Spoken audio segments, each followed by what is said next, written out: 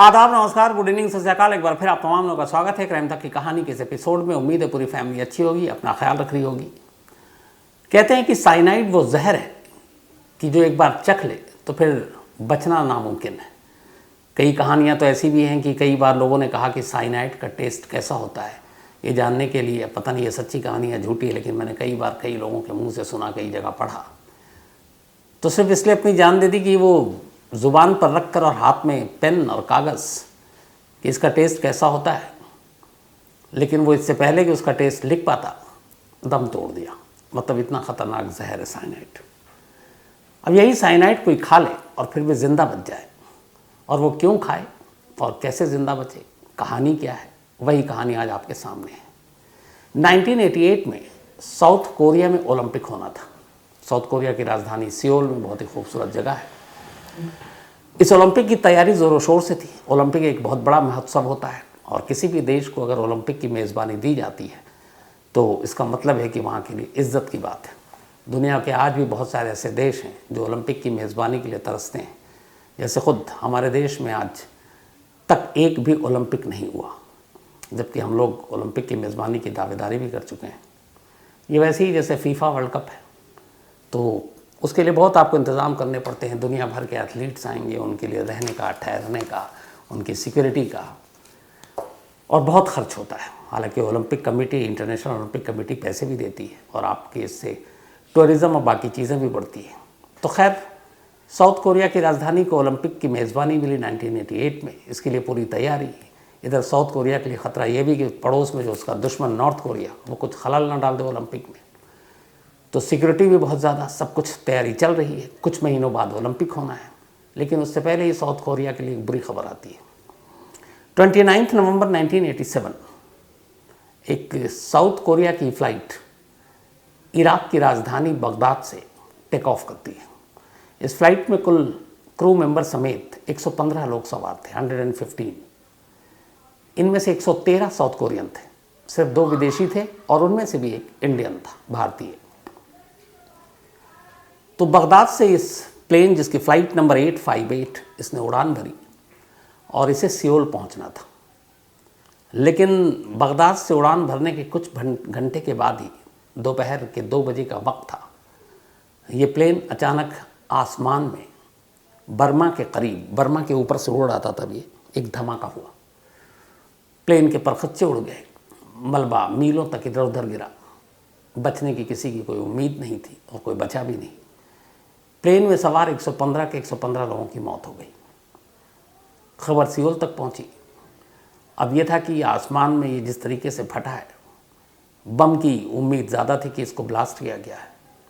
इधर ओलंपिक अगले साल, उधर पड़ोसी ख़तरनाक नॉर्थ कोरिया। साउथ कोरिया ने मान लिया कि ये आतंकी घटना है, टेररिस्ट अटैक है, और वो भी नॉर्थ कोरिया की तरफ से। लेकिन अब कैसे पता किया जाए, जांच वाँच चल रही है, कोई सुराग अभी मिल नहीं रहा है। लेकिन तभी 24 घंटे के अंदर बहरीन से एक खबर आती है। बहरीन एक दूसरी कंट्री है, दूसरा देश है। बहरीन से खबर ये आती है कि बहरीन के एयरपोर्ट पर 2 लोगों को रोका गया है। उनमें से एक लड़का है, एक लड़की है, और ये दोनों अपने आप को जापानी बता रहे हैं। और ये दोनों कुछ देर पहले जिस एयरपोर्ट से लौट कर आए, उसी एयरपोर्ट बगदाद से, बगदाद के बाद उसी से, तो इनका कोई ना कोई कनेक्शन लगता है जो प्लेन क्रैश किया है। अब साउथ कोरिया के लिए खबर बड़ी थी कि इसके पीछे साजिश क्या हो सकती है। साउथ कोरिया बहरीन के को कांटेक्ट करता, कहता ये दोनों को आप हमें दे दीजिए पूछताछ करने के लिए। लेकिन बहरीन की पुलिस फोर्स इन दोनों को अपनी कस्टडी में लेकर जा ही रही होती है कि अचानक दोनों पुलिस टीम पर हमला कर देते हैं, और अपनी जेब से एक सिगरेट निकालते हैं दोनों, एक एक, और उसको मुँह में रख लेते हैं, चबाने लगते हैं। पीते नहीं है, चबाते हैं। सिगरेट मुँह में चबाते ही जो लड़का था उसकी वहीं पर गिरकर मौत हो जाती है। लड़की बेहोश, आनन फानन में दोनों उठाकर हॉस्पिटल ले जाया जाता है, लेकिन लड़की को किसी तरह बचा लिया जाता है। अब लड़की को बचा लिया गया, दोनों बहरीन की कस्टडी में। अभी उस प्लेन क्रैश की पहली सूझी नहीं है। अब ये दूसरी खबर आई, चूँकि साउथ कोरिया ने कहा उन दोनों को हमारे हवाले कर दो। उन्होंने कहा कि उनमें से तो एक मर गया, दूसरे की जान बची है। तो साउथ कोरिया ने पूछा कि वो कैसे, क्या किया उन्होंने। तब उन्होंने बताया कि इन दोनों ने अचानक कस्टडी के दौरान अपनी जेब से सिगरेट निकाला, और दोनों ने मुंह में सिगरेट निकाल कर उसको खाना शुरू कर दिया। जैसे ही ये बात सुनी साउथ कोरिया के कान खड़े हो गए। उसने दोबारा कंफर्म किया कि क्या उन्होंने मुंह में सिगरेट डाला। उन्होंने कहा। साउथ कोरिया को यकीन हो गया कि ये कौन लोग हैं। उन्होंने पूछा बहरीन से, इन्होंने क्या बताया, इनके आपने डॉक्यूमेंट्स देखे। उन्होंने कहा दोनों जापानी बता रहे हैं, इनके जापानी पासपोर्ट भी है। तब साउथ कोरिया ने कहा नहीं, ये दोनों जापानी नहीं है, ये नॉर्थ कोरियन है और ये दोनों नॉर्थ कोरिया के एजेंट हैं, यानी जासूस। बहरीन ने पूछा आप ऐसा कैसे कह सकते हैं। उन्होंने कहा कि हमने जितने भी जासूस पकड़े या जब पकड़ते हैं तो उनमें एक कॉमन चीज़ थी, जो हाथ नहीं आना चाहते वो अपनी जान दे देते हैं, सुसाइड कर लेते हैं। यही इनको ट्रेनिंग दी गई है। और सुसाइड करने का इनका तरीका है एक ऐसी सिगरेट जिसके अंदर साइनाइड हो। और ये सभी एजेंट नॉर्थ कोरिया के ये सिगरेट अपने पास रखते हैं ताकि किसी को शक भी ना हो, ऐसा लगे कि वो स्मोक करेंगे। लेकिन उन्हीं सिगरेट के बीच में एक ख़ास सिगरेट होती है जो साइनाइड से भरी होती है। और जब पकड़े जाने इन्हें लगता है कि अब बचने की कोई गुंजाइश नहीं है तो वो सिगरेट खा जाते हैं। अब ये सिगरेट वाली बात आई, साउथ कोरिया को यकीन हो गया। उन्होंने बहरीन की सरकार से बात की। चूँकि हादसा हुआ था, 113 लोग साउथ कोरिया के मारे गए थे, तो बहरीन की सरकार को भी हमदर्दी थी। इसके बाद बहरीन की सरकार ने अब उस लड़की को साउथ कोरिया के हवाले कर दिया। लड़की को लेकर साउथ कोरिया लाया गया, पूछताछ शुरू हुई। उसने अपना नाम जो बताया वो यही बताया कि मैं जापान की हूँ और मेरा नाम, एक उसने फर्जी नाम बताया। काफ़ी पूछताछ हुई लेकिन वो मुंह खोलने को तैयार नहीं। कई दिन बीत गए और वो बार बार इसी जिद पर अड़ी है कि मैं जापानी हूँ और मेरा कोई लेना देना नहीं उस प्लेन क्रैश या उस ब्लास्ट से। हफ्ता बीत गया। साउथ कोरिया की सरकार भी परेशान है, इंटेलिजेंस भी परेशान। अगले कुछ महीनों में ओलंपिक है, साजिश का सुराग नहीं मिल रहा, ये लड़की मुंह नहीं खोल रही, क्या करें। तभी जो उसका एक अफसर था साउथ कोरिया का, इंटेलिजेंस का, जो पूछताछ कर रहा था, उसने एक तरीका अपनाया। उसने कहा कि ये यूं मुंह नहीं खोलेगी, इसको दूसरे तरीके से पूछताछ करनी होगी। उसके कहने पर एक रोज उसके सेल में एक टीवी रख दिया गया। उस टीवी को जो लगाया गया उसमें सियोल के लोकल न्यूज़ एक चैनल था, वही चैनल उस पर चलता था और उसमें लोकल सियोल की खबरें दिखाई जाती थी। तो लोकल न्यूज़ चैनल सियोल की खबरें। अब वो लड़की जिसको पकड़ कर ये लाए वो अपने सेल में और वो टीवी देख रही है, लगातार सियोल को देख रही है, सियोल की खबरें देख रही है। कुछ जब उसको कोई खाने पीने के लिए देने आता तो वो स्टाफ से पूछती कि जो न्यूज़ चैनल में आप दिखा रहे हैं ये क्या सियोल है, साउथ कोरिया की राजधानी। उसने कहा हाँ। क्यों? तो उसने कहा हमें तो सियोल की तस्वीर कुछ और दिखाई गई है, यहाँ भूखे नंगे लोग रहते हैं, गरीबी है, लोग यहाँ से भागना चाहते हैं, इस देश को छोड़कर निकलना चाहते हैं, यहाँ मार काट है, लॉ एंड ऑर्डर नाम की चीज़ नहीं है, बट ये तो आपका बहुत खूबसूरत शहर है। तो उसने कहा जी यही शहर है और हमारे यहाँ इसी जगह पे ओलंपिक होने जा रहा है। अच्छा, लोकल न्यूज़ चैनल था तो ओलंपिक की तैयारी की खबरें भी ज़ोरों शोर से दिखा रहे थे। तो उसमें अलग अलग स्टेडियम, कहाँ क्या होटल, सब की तैयारी दिखा रहे हैं। 2-3 दिन तक उस कमरे में टीवी रखने के बाद अचानक उस लड़की ने कहा वहाँ तैनात स्टाफ से कि आप अपने अफसर को मेरे सेल में भेज दीजिए। वो अफसर आया। उसने कहा कि अब मैं आपको अपना सच बताना चाहती हूँ और वो सच इसलिए बता रही हूँ क्योंकि मुझसे झूठ कहा गया था। अब मेरी आंखें खुल गई हैं आपके शहर को देखने के बाद, तो मैं अपनी सच्चाई आपके सामने रखना चाहती हूँ, सारी चीज़ें बताना चाहती हूँ। अफसर का तरीका काम कर गया था। उसने अपना मुंह खोला। लड़की ने कहा कि मेरा नाम किंग हो हुई है, मैं नॉर्थ कोरिया की हूँ, जापानी नहीं हूँ। मैं नॉर्थ कोरिया की सरकार की एक एजेंट हूँ, एक जासूस हूँ। 7 साल की उम्र से ही मेरे माँ बाप ने मुझे ये सारी चीज़ें बतानी शुरू की। जब मैंने कॉलेज की पढ़ाई पूरी की तो एक रोज़ एक शख्स आया और उसने कहा कि तुम्हें इस देश और सरकार के लिए कुछ करना है। मैंने कहा हाँ। इसके बाद उन्होंने मुझे जासूसी की ट्रेनिंग देनी शुरू की। करीब 7 साल तक मेरी ट्रेनिंग हुई। इस दौरान में मार्शल आर्ट से लेकर तमाम चीज़ें सिखाई गई, हथियार चलाने सिखाया गया, बचने सिखाया गया और ख़ास तौर पर मुझे जापानी लैंग्वेज सिखाई गई। उसने ये भी कहा कि मुझे जापानी सिखाने के लिए 1-2 जापानी को किडनैप करके लाया गया था और वो मुझे जापानी सिखाता। सारी मेरी ट्रेनिंग पूरी हो गई। इसके बाद यही जब 1987 में एक रोज़ एक अफसर आया उनके पास और उस अफसर ने कहा 7 साल की ट्रेनिंग के बाद 1987 में कि अब देश के लिए तुम्हें कुछ करने का वक्त आ गया, तुम्हें एक मिशन पर जाना है और इस मिशन के लिए खुद तुम्हें नॉर्थ कोरिया के जो तानाशाह हैं उन्होंने चुना है, तो तुम लकी हो। वो भी खुश हो गई। उसने कहा चलो देश के लिए कुछ करेंगे। इसके बाद उसका एक पासपोर्ट बनाया गया और ये पासपोर्ट जो है जापानी था और उसको एक नया नाम दिया गया। इस मिशन के लिए उसके साथ एक और शख्स को चुना गया। उन दोनों को एक साथ कहा गया कि अब आप जाओ और ये मिशन कंप्लीट करो। दोनों उस फेक पासपोर्ट पे सबसे पहले नॉर्थ कोरिया से निकलते हैं और मॉस्को पहुंचते हैं। सोवियत संघ की राजधानी जब थी ये। मॉस्को जाने के बाद दोनों वहाँ से यूगोस्लाविया जाते हैं। यूगोस्लाविया जब पहुँचते हैं तो वहाँ इन्हें दो और लोग मिलते हैं। वो दोनों इन्हें एक बैग देते हैं, एक बॉक्स। उस बॉक्स के अंदर टाइम बॉम्ब रखा हुआ था।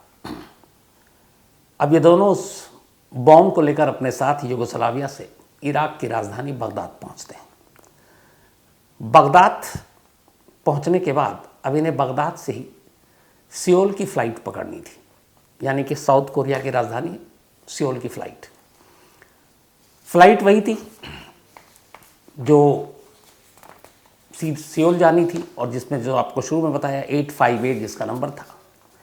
अब ये दोनों वहाँ से यूगोस्लाविया से इराक पहुँचे और बगदाद से फिर ये सियोल की फ़्लाइट पकड़ते हैं F858।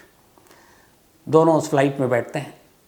इसके बाद जो बॉक्स था टाइम बॉम्ब का, वो ऊपर जो लगेज का सामान होता उसमें रखते हैं। 1987 का दौर था, उस वक्त इतनी ज़्यादा सिक्योरिटी और सख्ती ये सारी चीज़ें नहीं थी। मैंने आपको पहले भी बताया, ये सब 2000 के बाद ये सारी एयरपोर्ट पे सख्ती हुई। पहले तो कोई भी रेलवे स्टेशन और बस स्टैंड की तरह आ जा सकता था। तो दोनों अब पहुँचते हैं वह बगदाद से और उसी फ्लाइट में बैठ जाते हैं बॉम्ब के साथ। इस फ्लाइट को जाना तो था सियोल, लेकिन एक स्टॉपेज के बाद, और ये स्टॉपेज थी अबू धाबी। बगदाद से दोनों ने टेक ऑफ किया फ्लाइट के साथ, 115 लोग। उसके बाद ये उतरे वहाँ पर अबू धाबी में ये दोनों बॉम्ब को छोड़कर नीचे उतर जाते हैं। कुछ और पैसेंजर सवार होते हैं। अब टोटल अब भी 115 पैसेंजर थे, कुछ उतरे कुछ चढ़े, और इसके बाद ये वहाँ से उतर जाते हैं। इनके उतरने के 2 घंटे के बाद इस प्लेन में ब्लास्ट होता है और 115 लोग मारे जाते हैं। अब ये दोनों अबू धाबी से तो उतर गए। इसके बाद इन्होंने तय किया कि अब ये जॉर्डन पहले जाएंगे। तो जॉर्डन की इन्होंने फ़्लाइट पकड़ी। जॉर्डन से ये पहुँचे बहरीन। अब बहरीन के बाद इनको ये था कि आगे का रास्ता कि फिर ये बहरीन से निकलेंगे और उसके बाद एक दूसरी फ़्लाइट पकड़कर कोरिया पहुंचेंगे, नॉर्थ कोरिया, ताकि किसी को शक ना हो। लेकिन जब ये अबू धाबी से जॉर्डन पहुंचे तब तक ठीक था। जॉर्डन पे ही कुछ इन्हें डाउट हुआ, लेकिन छोड़ दिया गया। बहरीन जब पहुंचे तो बहरीन में इनके वीज़ा और पासपोर्ट को लेकर वहाँ के एयरपोर्ट के स्टाफ को दोनों पे शक हुआ और उन्होंने रोक लिया। फिर पूछताछ की। इनके मन में वैसे ही डर था। उधर एयरपोर्ट स्टाफ को ये पता चल चुका था कि एक साउथ कोरिया के प्लेन में एक धमाका हुआ और 115 लोग मारे गए और वो फ़्लाइट अबू धाबी से गई है। ये जब बहरीन पहुँचे तो इनके पूरा वो जो था कि ये बगदाद में उसी फ़्लाइट में थे, फिर अबू धाबी में उतरे, अबू धाबी से उतर कर वहाँ और यहाँ, तो वो पूरा रूट जो है वो मैच कर रहा था। तो इसलिए और शक ज़्यादा हुआ। अब इन दोनों से जब पूछताछ की गई तो फिर इन दोनों ने उस वक्त लगा कि फंस गए, तब उन्होंने साइनाइड वाली सिगरेट अपने मुँह में रख ली। लड़का मर गया, वो जिसका साथी था, लेकिन किम खुद बच गई और इसके बाद इसको सियोल ले जाया गया। अब इसने सारी कहानी बता दी। लेकिन इसको जब हाँ बहरीन से सियोल ले जाया गया तो फिर ये हुआ कि पता नहीं कहाँ इसने क्या छुपा कर कहीं पे साइनाइड रखा है। तो उस पूरे सफ़र में, पूरे रास्ते में सियोल पहुँचने तक किम के मुंह पे टेप था, ताकि उसके मुंह में कुछ जाए ही नहीं, कोई भी ऐसी चीज़ जिससे वो मर सकते। तो टेप मुंह पर लगाकर उसको बहरीन से सियोल तक ले जाया गया। अब उसने ये सारी कहानी बता दी। एक सवाल का जवाब अब भी बाकी, वो ये कि आखिर उसने ऐसा किया क्यों, उसने प्लेन को क्यों उड़ाया। तब उसने उसकी वजह बताई। उसने कहा 1988 में आपके देश में ओलंपिक होना था और जब ओलंपिक की मेज़बानी मिली तो नॉर्थ कोरिया के जो तानाशाह उस वक्त किम जोंग इल, वो इससे बहुत चढ़ गए उन्हें लगा कि साउथ कोरिया का दबदबा हो रहा है, नाम होगा, ओलंपिक की मेज़बानी है, हम दोनों साथ अलग हुए थे, हम पीछे हैं, वो आगे निकल गया। तो इसीलिए ये ओलंपिक ना हो, खिलाड़ी और बाकी दुनिया के देश डर जाए, तो ऐसी आतंकी हमले को अंजाम देना था। और शुरुआत हुई थी इस प्लेन के साथ, और इसीलिए उस प्लेन में बॉम्ब रखा। उसने अपना जुर्म कबूल कर लिया था। इसके बाद उसने कहा कि मेरा ब्रेन वॉश किया गया था मुझे साउथ कोरिया के बारे में गलत जानकारी दिखाई गई, गलत तस्वीरें दिखाई गई, सियोल के बारे में गलत जानकारी दिखाई गई, मुझसे सच छुपाया गया। लेकिन अब मुझे अपनी गलती का एहसास और इस बात का भी एहसास है कि मेरी वजह से उस प्लेन में सवार 115 लोग मारे गए। खैर, 115 लोगों की जान की बात थी। अदालत में मामला गया, पूरी सुनवाई हुई। उसके बाद अदालत ने किम को डेथ पेनल्टी यानी मौत की सज़ा सुनाई। उसने खुद अदालत में कहा खड़े होकर कि मैंने जो काम किया उसके लिए एक बार नहीं, मुझे 100 बार मौत की सज़ा मिले तो भी कम है, और मैं इसी लायक हूँ। तो मेरा जो गुनाह है वो माफ़ी के लायक नहीं है, तो मुझे कोई शिकायत नहीं। मुझे अगर आप 100 बार भी मौत की सज़ा दे दें। उसके इस कहने के बावजूद अदालत ने हमदर्दी नहीं दिखाई और किम को सज़ाए मौत दी। लेकिन फिर मामले में ट्विस्ट आया। जब ये पूरी कहानी आई अदालत में, उसकी खुद इकरारनामा आया कि मुझे आप 100 बार मारिए, तो साउथ कोरिया के जो प्रेसिडेंट थे वो आगे आए और उन्होंने किम को माफ़ी दे दी। सार्वजनिक तौर पर उन्होंने ऐलान किया कि मैं इस लड़की को इसलिए माफ़ कर रहा हूँ क्योंकि इसने जो कुछ किया वो ब्रेन वॉश इसका किया गया था, अनजाने में झूठे सपने इसको दिखाए गए थे, झूठी कहानी हमारे देश के बारे में बताई गई थी, और शायद इसी वजह से उसने ऐसा किया। और अगर ये टीवी देखकर सियोल और साउथ कोरिया की सच्चाई न पहचानती, न समझती, तो शायद ये कभी मुंह भी नहीं खोलती। लेकिन उसने खुद एक्सेप्ट किया कि इस शहर के बारे में जो उसे तस्वीर दिखाई गई वह झूठी थी। यहाँ आकर उसे शहर के बारे में सच्चाई पता चली, इसलिए वो सच बोल गई। तो इसीलिए उसकी इन चीज़ों को देखते हुए उसे माफ़ करते हैं। किम को आज़ाद कर दिया गया। अब सवाल ये था, नॉर्थ कोरिया वो लौट नहीं सकती थी क्योंकि वहाँ तानाशाह उसको मार देता। कोशिश की गई उसके फैमिली के बारे में पता करने की, कभी पता नहीं चला।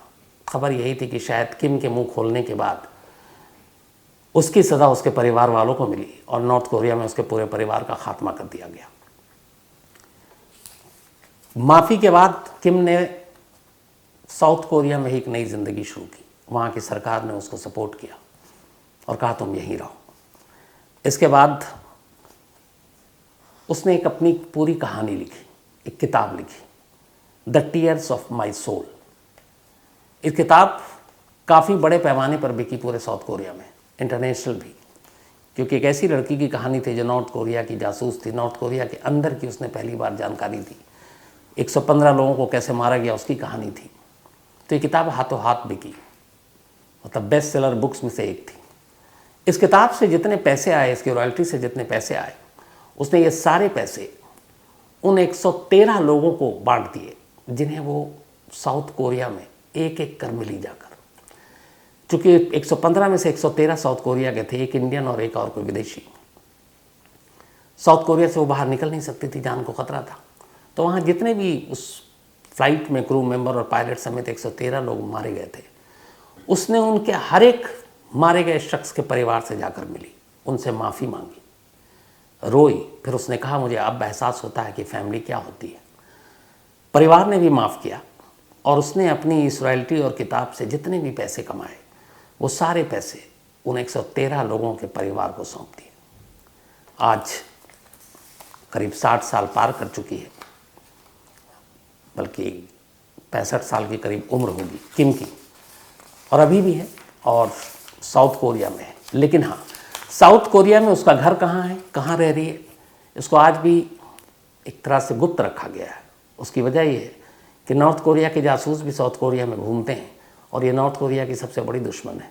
बरसों से इसको तलाश कर इसको मारने की कोशिश की जा रही है और इसीलिए साउथ कोरियाई सरकार ने उसको गुप्त ठिकाने पर रखा है। बीच बीच में वो आती है, कई टीवी पर इंटरव्यू भी देती है, लेकिन उसके ठिकाने और उसकी जगह ये आज भी गुप्त है। लेकिन आज भी किम जिंदा है और साउथ कोरिया में है।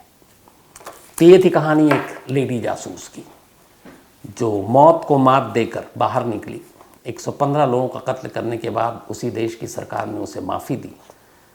हर मारे गए परिवार के पास वो गई और उससे पर्सनली माफ़ी मांगी। फिर जो कुछ उसने कमाया उन्हीं के नाम कर दिया। इस कहानी के दो रूप हैं। खैर, इस कहानी को ख़त्म करूं उससे पहले वही अपना सिलसिला। आज डॉक्टर लईक खान बिजनौर से इनका जन्मदिन है। Happy birthday doctor Laeeq. साथ ही प्रतीक्षा मकवाना, इनका भी आज जन्मदिन है। हैप्पी बर्थडे प्रतीक्षा। और ये जीवन मकवाना जी की बिटियां हैं, सूरत से हैं। आदर्श चौधरी, इनका भी आज जन्मदिन है। हैप्पी बर्थडे आदर्श साहब। और आरती जी ने भेजा है प्रयागराज से। फरहान खान के पापा का भी आज जन्मदिन है, तो हैप्पी बर्थडे। नाम लिखा नहीं है आपने फरहान साहब। अमीश एन पांड्या, इन्होंने एक सवाल पूछा कि कल उस दिन की कहानी पर परेरा की, कि 2 एयरपोर्ट पर चेकिंग हुई तो पकड़ी क्यों नहीं गई, बाद में क्यों? तो एक जगह पे कंफ्यूज थे। वो वापसी में नहीं उसके पास से ड्रग्स मिला था, वो मुंबई से सीधे शारजा गई थी और शारजा एयरपोर्ट पर ही तलाशी के दौरान उसके ट्रॉफी से ड्रग्स मिला था। और वहाँ पे जो खबर है वो यही है कि शायद किसी ने टिप ऑफ दिया था, फ़ोन किया था और तब वो पकड़ी गई। मोहम्मद इरफान, इन्होंने कहा कि मैंने प्राइम वीडियो पे वो सीरीज़ देखी dancing on the grave. Thank you so much Irfan साहब। इन्होंने एक सवाल भी लिखा कि उसमें सभी इंग्लिश में बोल रहे थे, आप अकेले थे जो हिंदी में बोल रहे हैं। तो उसकी 2 वजह इरफान साहब, मैं बहुत ही बेहतरीन इंग्लिश नहीं बोल पाता हूँ जिस तरह से टीवी में बोलना चाहिए, आपको फ्लुएंसी जो होनी चाहिए। और मुझे लगता है कि मैं अपनी जो भाषा है मेरी उसमें पकड़ है, तो अपनी बात आप सामने तभी बेहतर तरीके से रख सकते हैं जिस भाषा या जिस ज़ुबान पर आपकी पकड़ हो। जहाँ तक बात है लैंग्वेज की, लैंग्वेज कभी बैरियर नहीं होना चाहिए। अब मैं वही टूटी फूटी अंग्रेज़ी या रुक रुक कर वो सारी कहानी बताता तो शायद सुनने वाले को भी मज़ा नहीं आता।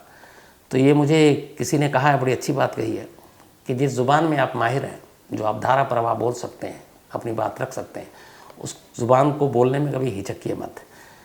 एक शुरू से पता नहीं कितने लोगों के अंदर ये होगी, लेकिन आज इस सवाल पे मैं अपने एक दिल की बात कहता हूँ। जब शुरुआत हुई, अच्छा मेरे जितने भाई हैं सब धुआंधार अंग्रेज़ी बोल लेते हैं।